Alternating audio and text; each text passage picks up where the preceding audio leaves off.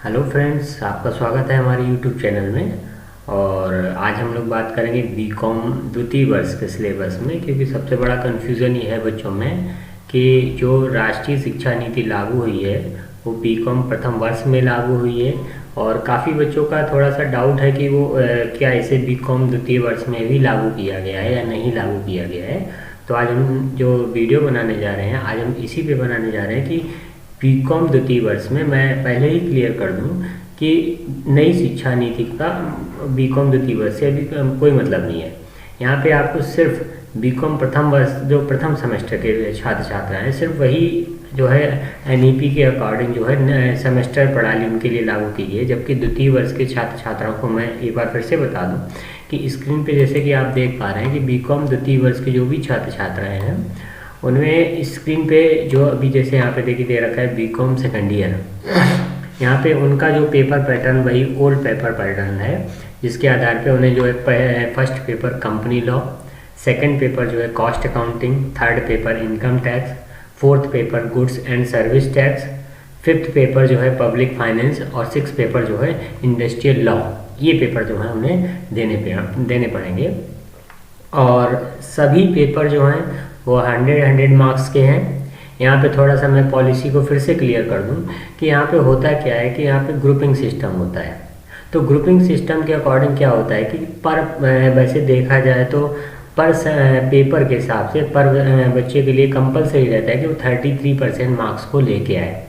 लेकिन जैसे कि आप स्क्रीन पे देख पा रहे हैं कि ग्रुप ए में जो जैसे स्क्रीन पे देखिए मैं अभी हाईलाइट कर रहा हूँ, ग्रुप ए में दो पेपर्स को रखा गया है, पेपर 1 और पेपर 2 को। इसमें पहला पेपर जो है आपका कंपनी लॉ का है, दूसरा पेपर जो है आपका कॉस्ट अकाउंटिंग का है। दोनों पेपर जो है 100 मार्क्स के होंगे। और अगर देखा जाए पासिंग तो 33 टोटल जो है 66 मार्क्स जो है बच्चे को चाहिए हैं। यहाँ पे एक बेनिफिट ये रहता है कि अगर कोई बच्चा किसी तरह से, अगर मान लो कोई समस्या की वजह से किसी एक पेपर में 33 से कम मार्क्स आते हैं, मान ली किसी में एक में 30 आए और दूसरे पेपर में जो है 36 आ जाते हैं और टोटल हमारा 66 हो जाता है, तो वो फर्स्ट ग्रुप में क्वालिफाई माना जाएगा। सेम यही स्ट्रक्चर जो है आपका ग्रुप बी का है। ग्रुप बी में जो है जैसे कि आप स्क्रीन पे देख पा रहे हैं, यहाँ पे इनकम टैक्स और गुड्स एंड सर्विस टैक्स, ठीक है। हालांकि ये थोड़ा सा देखा जाए तो डायरेक्ट टैक्स और इनडायरेक्ट टैक्स को एक साथ बच्चे को पढ़ना है। डायरेक्ट टैक्स मतलब इनकम टैक्स और इनडायरेक्ट टैक्स मतलब गुड्स एंड सर्विस टैक्स, दोनों टैक्स को एक साथ पढ़ना है। और दोनों टैक्स को ग्रुप बी में रखा गया है, इनकम टैक्स और गुड्स एंड सर्विस टैक्स। तो ये पेपर भी दोनों 100 मार्क्स के होंगे और बच्चे के लिए कंपलसरी होगा कि दोनों पेपर में कम से कम जो है 66 मार्क्स उसे लाने होंगे। अब अगर हम बात करें ग्रुप सी की, तो ग्रुप सी में जैसे कि आप स्क्रीन पे देख पा रहे हैं, यहाँ पे भी आपका पेपर नंबर 5 और पेपर नंबर 6 ये दोनों ग्रुप सी के पेपर हैं। यहाँ पे पेपर 5 जो है वो पब्लिक फाइनेंस का है, जबकि पेपर 6 जो है वो इंडस्ट्रियल लॉ का है। दोनों पेपर 100 मार्क्स के हैं और इसमें पासिंग के लिए आपको जो है 66 मार्क्स ही चाहिए हैं। हालांकि देखा जाए तो टोटल जो बीकॉम सेकेंड ईयर है आपका वो 600 नंबर का है, जबकि इसमें मिनिमम 198 मार्क्स होता है, वो कंपलसरी होता है। अगर इससे कम किसी बच्चे का रहता है तो यहाँ पे जो है उसका या तो बैक भी लग जाती है और कभी कभी साल भी चली जाती है, तो ये मिनिमम है। लेकिन आपको तो जितना मैक्सिमम हो उतना कोशिश करना है कि जितना मैक्सिमम परसेंटेज आप बना पाएँ। तो मैं यहाँ पे फिर से क्लियर कर दूं कि बीकॉम द्वितीय वर्ष के छात्र छात्राओं के लिए किसी भी तरीके का कोई भी मतलब सेमेस्टर पेपर नहीं है, आपके ईयरली पेपर होंगे। अब बात है कि जैसे पहले कुछ वर्षों में होता रहा कि 2 पेपर ऑब्जेक्टिव थे, तो अभी इस विषय पे हम लोग बाद में बात करेंगे। जैसे ही हमें कोई इस पर सूचना मिलती है हम एक वीडियो इस पर भी डालेंगे कि कौन सा पेपर आपका ऑब्जेक्टिव रहेगा या कौन सा सब्जेक्टिव रहेगा।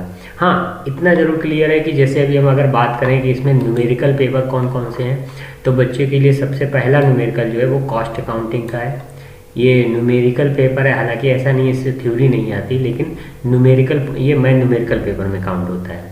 दूसरा अगर बात करें इनकम टैक्स, ये भी हमारा जो है न्यूमेरिकल पेपर है। तो कॉस्ट अकाउंटिंग और इनकम टैक्स ये हमारे दोनों मेन न्यूमेरिकल पेपर हैं। जबकि बात करें अगर हम गुड्स एंड सर्विस टैक्स की, तो इसे भी हम न्यूमेरिकल में मान सकते हैं, लेकिन 50-50% इसे हम ले सकते हैं, 50% न्यूमेरिकल और 50% थ्योरी भी। जबकि ऊपर वाले दोनों पेपर्स में हम मान सकते हैं कि 70% आपका न्यूमेरिकल, 30% थ्योरी आ सकता है इससे। और फिर जैसा पेपर पैटर्न सेट हो। अगर हम बात करें और पेपर की, तो यहाँ पे जैसे आप कंपनी लॉ पूरा थ्योरी पेपर है, ये न्यूमेरिकल पेपर नहीं है।